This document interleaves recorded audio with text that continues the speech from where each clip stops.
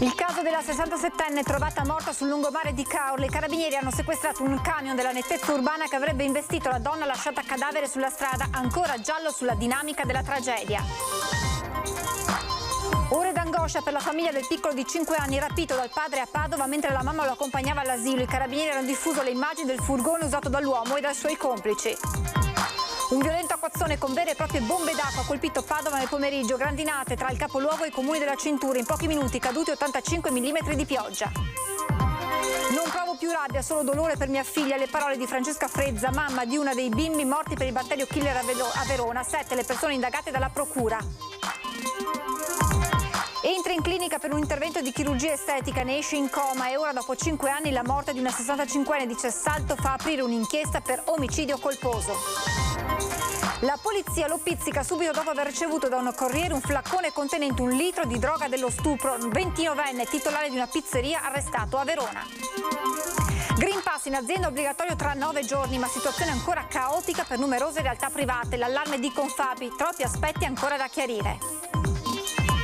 Compleanno speciale a Pieve di Soligo con la festa per i 107 anni di Pietro Fornasier, recordman di anzianità, celibe e nessun figlio, per questo tutti lo chiamano zio. Buonasera e ben ritrovati con l'edizione regionale dei nostri telegiornali. Apriamo, l'avete sentito anche dai titoli, con la cronaca e con il caso di quell'anziana investita sul lungomare di Caorle. Ebbene, c'è una svolta nelle indagini perché i carabinieri hanno sequestrato un camion della nettezza urbana che avrebbe investito la donna.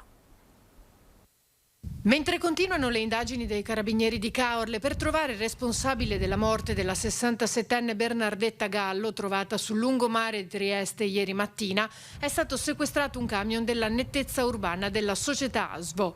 Il mezzo avrebbe inavvertitamente urtato la donna in prossimità dell'hotel Doriana mentre faceva jogging come ogni mattina presto, durante una manovra di retromarcia e probabilmente schiacciandola mentre era a terra. A notare il corpo della donna sono stati 2 netturbini passati di lì poco dopo, che inizialmente l'avrebbero scambiata per un manichino lasciato sulla strada. I carabinieri sarebbero giunti al camion grazie all'analisi delle immagini delle telecamere di videosorveglianza molto capillari nel territorio di Caorle. Sul posto ieri mattina sono giunti i sanitari del punto di primo intervento che non hanno potuto far altro che constatare il decesso della donna. Al momento non c'è nessun indagato. Cordoglio da parte del neosindaco Marco Sarto che conosce personalmente la famiglia. Mi stringo attorno alla famiglia in questo lutto che è comunque gravissimo per loro. 3 anni e 3 mesi per omicidio stradale, assoluzione per omicidio volontario, duplice tentato omicidio, violenza sessuale e stalking. Alle 17 di oggi il giudice del Tribunale di Treviso, Piera De Stefani, ha emesso la sentenza di primo grado nei confronti di Christian Barzan, il 23enne accusato di aver volontariamente provocato l'incidente in cui morì Giuseppina Lobrutto, 62 anni, ex dipendente della provincia, e del tentato omicidio di suo marito Flavio Cagnato e di Giorgia Biglieri, l'ex fidanzata che lo accusava anche di violenza sessuale e stalking. L'incidente era avvenuto il 7 giugno 2019 a Povegliano, in provincia di Treviso. Il processo si è svolto con la formula del rito abbreviato. Dopo il pronunciamento, l'abbraccio tra Christian Barzan, difeso dall'avvocato Fabio Crea, e il padre ha sciolto la tensione di una giornata iniziata alla mattina presto. Alla fine di un incubo, ha detto il ragazzo ai nostri microfoni, sono stato dipinto come un mostro, ora voglio solo ricominciare. Presente anche la principale accusatrice, l'ex fidanzata Giorgia, che ha lasciato l'aula non appena pronunciata la sentenza. E sono ore d'angoscia per la famiglia del piccolo David, 5 anni, rapito dal padre mentre la mamma lo stava accompagnando all'asilo. Questo è accaduto a Padova. Al lavoro i carabinieri che hanno diffuso anche le immagini del furgone usato dall'uomo e dai suoi complici. 8:34 di martedì 5 ottobre, un furgone Mercedes passa a Padova, svincolo Plebiscito, Vico d'Arzere tangenziale. L'immagine diffusa dai carabinieri ritrae il mezzo dove è appena stato caricato con la forza David, 5 anni. A strapparlo dalle braccia della mamma Alexandra è stato il suo papà, un uomo di origine romena che già 2 anni fa aveva rapito il bambino, tanto che il tribunale di Bucarest aveva emesso nei suoi confronti un ordine di divieto di avvicinamento al piccolo, affidato affidato in modo esclusivo alla mamma. Un'azione rapidissima, mentre mamma e figlio vanno a piedi all'asilo nel quartiere di San Lazzaro a Padova. 3 uomini scendono dal furgone, strattonano la donna, prendono il piccolo e arraffano il cellulare che sarà ritrovato poco lontano. David piange, non capisce cosa accade. Inutile. Il papà e i suoi 3 complici, uno è alla guida del furgone, lo carica e lo porta via. Immediata la denuncia ai carabinieri che hanno risentito in queste ore i familiari del piccolo. Le indagini proseguono a tappeto. Nel frattempo si stanno studiando le immagini registrate dalle telecamere di videosorveglianza. Una mamma distrutta, Alexandra, che è dovuta ricorrere alle cure dei sanitari. Una mamma che da più di 24 ore non sa dove sia suo figlio. Un violento acquazzone con vere e proprie bombe d'acqua ha colpito la provincia di Padova nel pomeriggio, grandinate tra il capoluogo e i comuni della cintura. Questa è la situazione poco dopo le 17 al Parco delle Farfalle, in zona Mortise a Padova. Un violento acquazzone si è battuto nel pomeriggio in tutta la provincia. Bombe d'acqua localizzate con grandinate che hanno interessato varie zone e quartieri, soprattutto della città. In pochi minuti sono caduti oltre 85 mm di pioggia, 35-40 solo nella zona sud-ovest e nel centro. Non è andata meglio a Ponte di Brenta, dove tra via Micca e via delle Ceramiche una signora rimasta intrappolata nella sua auto nel mezzo di un fiume d'acqua è stata soccorsa dagli agenti di una volante della polizia. Altre 2 auto sono state aiutate a uscire in via Ferrero. Strade come fiumi d'acqua anche a Cadoneghe. Allagamenti si registrano anche nei comuni della cintura, tra questi Vigo d'Arzere. E la Protezione Civile del Veneto ha emanato un avviso di attenzione per vento forte valido in tutto il territorio regionale fino alla mezzanotte di domani. Le previsioni meteo infatti indicano rinforzo dei venti con bora ad attesa forte su costa e pianura limitrofa, in particolare su costa centro-meridionale e su pianura sud-orientale, e ancora venti da nord e nord-est tesi e a tratti forti sulle dorsali prealpine, localmente sulle zone pedemontane centro-occidentali e anche a raffiche di fönn. Alla luce di ciò è stata dichiarata la fase operativa di attenzione per vento forte. Non provo più rabbia, solo dolore per mia figlia. Le parole di Francesca Frezza, mamma di una dei bimbi morti per il batterio killer a Verona. 7 le persone indagate dalla procura. Un primo passo, dice la donna, per avere giustizia per mia figlia. Ho vissuto il dolore più grande che un genitore possa vivere, perché in naturale non c'è un dolore più grande della morte di un figlio.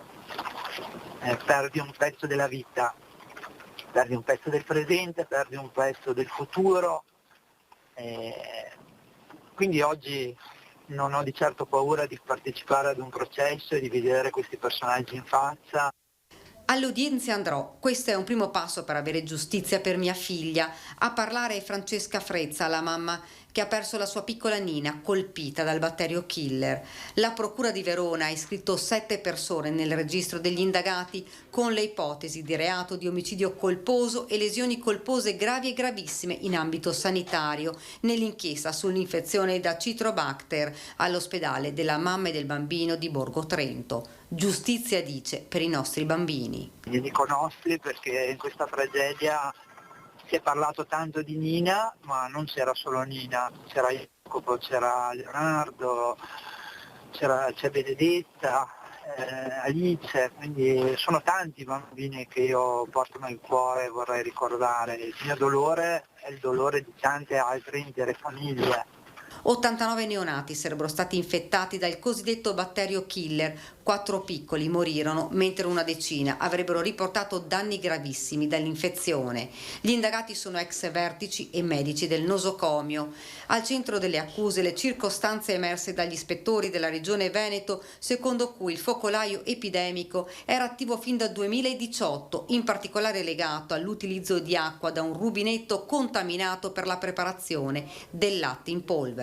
Solo il 12 giugno 2020, quando i contagi aumentarono e partirono le proteste delle mamme delle piccole vittime, prima fra tutti Francesca, il punto nascite fu chiuso e sanificato. Il rimorso e il dolore più grande che porterò con me fino alla fine sarà che questa tragedia si poteva evitare. Sono riuscita a tirare fuori la rabbia e trasformarla in amore per mia figlia, dice Francesca. Ora voglio giustizia. Entra in clinica per un intervento di chirurgia estetica, ne esce in coma e ora, dopo 5 anni, la morte di una 65enne di Cessalto fa aprire un'inchiesta per omicidio colposo. Il calvario di Mariolina è terminato sabato dopo 5 anni. Entrata in clinica per un intervento di chirurgia estetica e uscitane in coma. Uno stato vegetativo durato fino a quando il suo cuore ha smesso di battere, spingendo la procura di Treviso ad aprire un fascicolo per omicidio colposo ai danni dei 2 medici che eseguirono l'operazione. Era il pomeriggio del 28 novembre 2016. Mariolina Vargiu, 65 anni, origini sarde, residente a Cessalto, aveva varcato tranquilla la soglia della clinica estetica di Spresiano. Un intervento in day surgery senza rischi, c'era andata da sola. Operazione di chirurgia al seno e alle palpebre, ma qualcosa andò storto. Secondo l'indagine del NAS successiva alla tragedia, sarebbe stata somministrata una dose elevata di anestetico tale da causare ipossia cerebrale. I 2 medici Francesco Cammilli e Francisco Mora Zambrano furono già allora accusati di lesioni gravissime, mentre la famiglia della donna ha intentato una causa civile per un risarcimento di quasi 1,5 milioni di euro. Ora l'accusa di omicidio colposo. Mariolina non era più autosufficiente. La 65enne in questi 5 anni è stata costantemente seguita in una struttura sanitaria fino alla morte, sopraggiunta sabato. Domani, su disposizione della procura, verrà eseguita l'autopsia. Un 29enne titolare di una pizzeria è stato arrestato dalla squadra mobile di Verona. L'accusa è spaccio di GBL, la cosiddetta droga dello stupro. Gli agenti lo hanno bloccato mentre era in attesa di ricevere nella propria pizzeria una consegna tramite corriere di un pacco proveniente dall'estero contenente lo stupefacente. I poliziotti hanno accertato che nella scatola c'era un flacone contenente 1 litro di sostanza liquida inodore e incolore che tramite le analisi tecniche è risultata essere stupefacente, appunto del tipo GBL. Dopo la convalida dell'arresto, il giudice del Tribunale di Verona ha disposto la misura cautelare dell'obbligo di presentazione alla polizia giudiziaria. La squadra mobile sta proseguendo le indagini per risalire al paese di provenienza dello stupefacente e all'identificazione di chi ha effettuato la spedizione. Secondo delle stime, per ogni litro di GBL, che costerebbe poche centinaia di euro, si ricaverebbero anche 1.800 dosi che frutterebbero ricavi per oltre 15.000 euro. Voltiamo pagina, veniamo al Green Pass che tra 9 giorni sarà obbligatorio in tutti i luoghi di lavoro, ma per molte aziende, dice Confapi, la situazione è ancora caotica. Incertezza e confusione è quello che si respira all'interno delle aziende a poco più di una settimana dall'entrata in vigore dell'obbligo di Green Pass nei luoghi di lavoro. Lo spiega Carlo Valerio di Confapi, che sottolinea come l'applicazione della misura sia complessa. Per questo l'associazione ha organizzato per le prossime ore una videoconferenza alla presenza di un legale, di un giuslavorista, di un medico del lavoro e di un tecnico dello Spisal per rispondere ai tanti interrogativi ancora aperti. Anche perché la certificazione verde dal 15 ottobre non verrà applicata solo ai dipendenti delle aziende. Da parte di trasportatori che devono entrare negli spazi dell'azienda, aziende esterne che devono eventualmente fare manutenzioni, e quindi non sarà una cosa semplice. In questo quadro si inserisce il nodo del costo dei tamponi che alcuni imprenditori di loro iniziativa hanno deciso di pagare ai dipendenti. Noi non consiglieremo mai, spiega Valerio, alle nostre aziende di assumersi l'onere di sostenere questa spesa. Ogni azienda è libera di fare quello che vuole, ma ogni dipendente poi è libero di chiedere di avere una parità di diritti, perché quello che sembra un esercizio di parità di diritti, cioè pagare i tamponi a chi non vuole farsi la vaccinazione, in realtà è un insulto al diritto di tutti gli altri che responsabilmente hanno deciso di vaccinarsi. Se l'azienda deve pagare i tamponi a un collaboratore, dovrebbe dall'altra parte conferire agli altri suoi collaboratori una simile somma di denaro. Ma accanto ai lavoratori che non intendono vaccinarsi, emergono ora anche imprenditori Novax. La funzione sociale dell'impresa viene stravolta e insultata.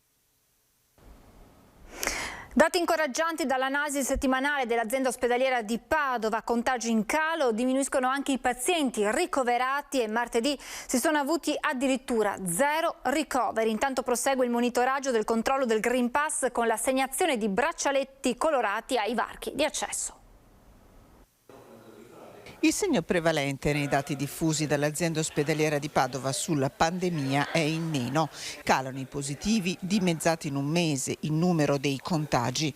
Cala il numero di tamponi e soprattutto diminuisce drasticamente il numero di quelli positivi, come cala il numero dei ricoveri, 39 in totale. Solo un bambino in pediatria, ma nessun minore in terapia intensiva, dove si trovano attualmente 9 persone. Un calo dei soggetti attualmente positivi nella nostra realtà provinciale, un calo per quanto riguarda le presenze in ospedale, un calo nelle aree mediche, un calo nelle terapie intensive e quindi i dati ci confermano questa tendenza di miglioramento rispetto all'epidemia. Su 39 ricoverati 20 sono i non vaccinati, rimanenti 19 anziani con molte patologie. Maggiore l'incidenza nella fascia 30-65 anni. Sul fronte vaccinazione sta dando frutti positivi l'attivazione di un ambulatorio per le donne in gravidanza. 98 gli operatori sanitari sospesi perché non vaccinati. È molto importante anche se ci fosse una sola persona che non ha motivo di non essere vaccinato.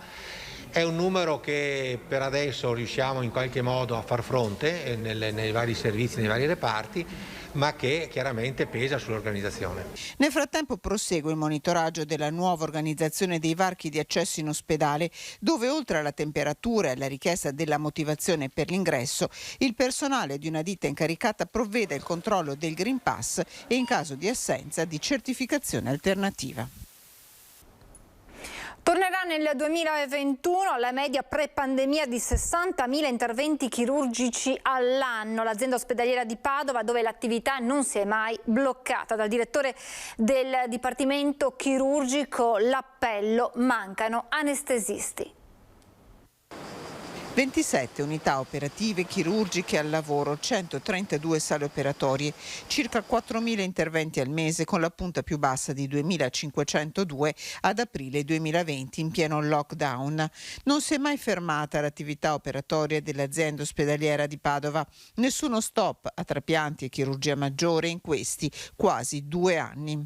Ha un po' pagato la chirurgia cosiddetta minore, quella che in qualche maniera poteva essere un po' rinviata perché non era o emergente o diciamo non dava una perdita di aspettativa di vita. Però stiamo recuperando anche su quello. In piena pandemia, il 29 giugno 2020, l'ospedale ha avviato il reparto di chirurgia d'urgenza con personale dedicato che ha ricoverato in un anno 864 pazienti, eseguito 492 interventi. Questo ha permesso di incominciare un processo di separazione tra l'urgenza e l'elezione, permette di dare un miglior servizio. Sono stati assistiti più di 800 persone in un anno, l'emergenza media è diminuita rispetto allo storico perché l'equipe è dedicata, quindi dà immediatamente risposta con protocolli codificati e ovviamente vuol dire dare più spazio agli altri pazienti. Il problema sono le risorse umane e la mancanza di infermieri e medici. 10 gli anestesisti ricercati con urgenza dall'ospedale di Padova. Nel frattempo il professor Merigliano rinnova l'appello alla vaccinazione anti-Covid. E oggi sono ricoverati 39-40 pazienti, 9 in terapia intensiva. Sono pazienti che stanno ricoverati a lungo. Se fate i conti vedete che sono giornate di ospedalizzazione dedicate al Covid sottratte ad altre persone e quindi il fatto di non vaccinarsi vuol dire anche portar via possibilità di cura, di terapia, di trattamento della persona.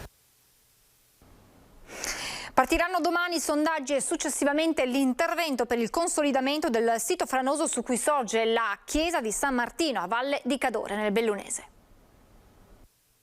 Una sorta di botte per imbalsamare il terreno attorno alla chiesa di Valle di Cadore per restituire sicurezza al luogo di culto minacciato da una storica frana. È la sintesi progettuale individuata in seguito agli studi eseguiti da OGS e dall'Università di Parma sotto l'occhio vigile della sovrintendenza. Siamo felici di questa bella sinergia che è nata su questa situazione particolare e difficile, quindi potremo usufruire di un finanziamento VAIA che, come per tutti gli altri, dovrà essere contrattualizzato entro il 31/12. 1.100.000 euro l'importo dei lavori che inizieranno già domani con i sondaggi che si spingeranno a una profondità di 60 metri per dare un nome alla roccia su cui è appoggiata la chiesa, in passato torre romana, poi castello medievale e nel Settecento luogo di culto. In Curia, con la sindaca di Valle di Cadore affiancata da Tommaso Fornasiero della Sovrintendenza e dal vescovo di Belluno Feltre e Renato Marangoni, il punto della situazione. Sono rimasto sorpreso del comportamento della comunità.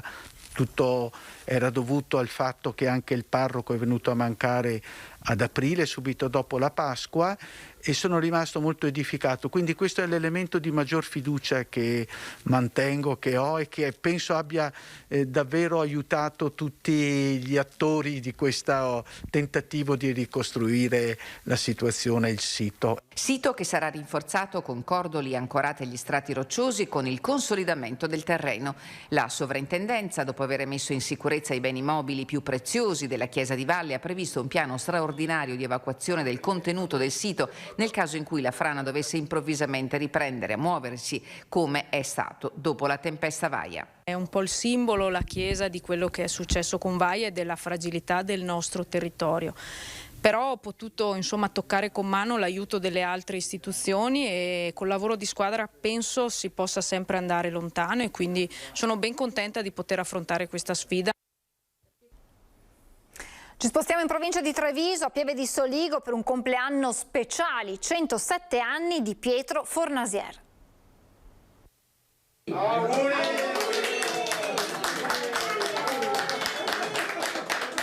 Zio Pietro compie 107 anni ed è il centenario più longevo non solo a Pieve di Soligo ma in tutta la Marca trevigiana. Zio e non nonno, celibe per scelta, non ha mai avuto figli. Mi sento bene, adesso che ancora non so camminare, non so più camminare per andare avanti e indietro. Testimone delle 2 guerre mondiali, è stato prigioniero degli inglesi durante la campagna dell'Africa orientale italiana. Ha successivamente lavorato per 2 note realtà industriali nel settore del legno barbisano fino alla pensione. E la guerra che anche qui ho fatto, l'ultima ho fatto anche qui. In Africa. Nessun erede, ma si è circondato dell'amore dei figli e dei suoi fratelli che tutt'oggi gli stanno vicini. Fa le auguri a tutti gli anziani che abbiano una vita serena e tranquilla come l'ha avuto lui, perché alla fine non ci dà quei grossi problemi, però a un certo punto ci sarà il momento in cui purtroppo succede anche questo, succede che poi si decade un pochino, quindi se c'è qualcuno che dà l'aiuto, specialmente alle giovani generazioni, noi siamo diversi, 3 nipoti che diamo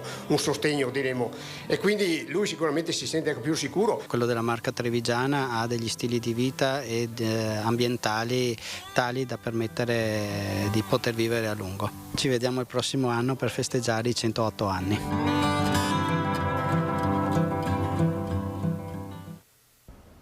E tanti auguri anche da parte nostra. È tutto, vi lascio alle previsioni del tempo. Grazie per essere stati con noi, buona serata.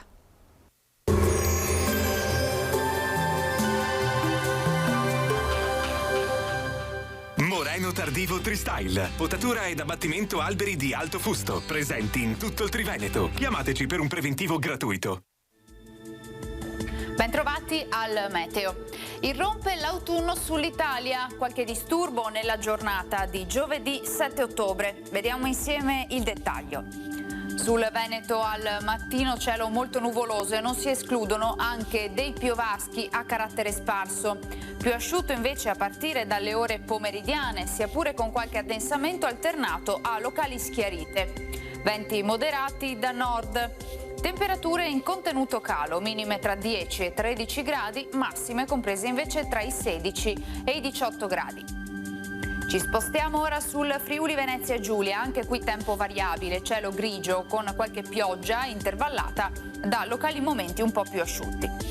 Temperature minime tra 11 e 13 gradi, massime sui 16-17 gradi. Infine ci spostiamo sul Trentino Alto Adige, dove avremo annuvolamenti, specie nel corso della mattinata, ampio soleggiamento invece a seguire.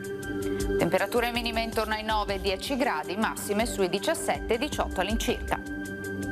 Dal meteo di Antena 3 è tutto, grazie per l'attenzione, arrivederci.